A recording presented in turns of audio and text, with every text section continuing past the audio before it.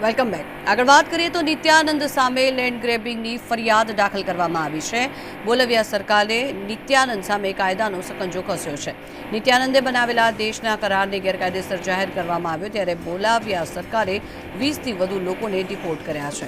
ચીન, ભારત સહિત અન્ય દેશના લોકોને પણ ડિપોર્ટ કરવામાં આવ્યા। એમેઝોન વિસ્તારમાં દેશને બનાવવા માટે થયેલા કરાર ગેરકાયદેસર છે। નિત્યાનંદના આશ્રમમાં 2 યુવતીઓ ગુમ થતાં વિવાદ સર્જાયો હતો, ત્યારે આશ્રમમાંથી ગુમ થયેલી બંને યુવતીઓ ત્યાં હોઈ શકે છે તે પ્રકારનું નિવેદન વકીલ દ્વારા આપવામાં આવ્યું છે।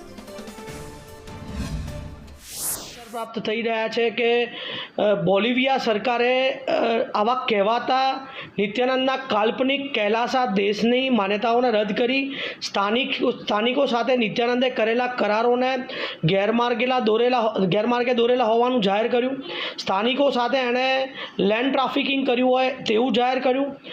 લેન્ડ ટ્રાફિકિંગના ઓફેન્સ રજીસ્ટર કરીને બોલિવિયા સરકારે લગભગ નિત્યાનંદ સાથે સંકળાયેલા લગભગ 20 જેટલા અનુયાયીઓને ત્યાં અરેસ્ટ કર્યા હોવાની પણ સમાચાર પ્રાપ્ત થયા છે, અને એવા 20 જેટલા નિત્યાનંદના અનુયાયીઓને પોતપોતાની હોમ કન્ટ્રીમાં ડિપોર્ટ કર્યા હોવાના સમાચાર પ્રાપ્ત થયા છે।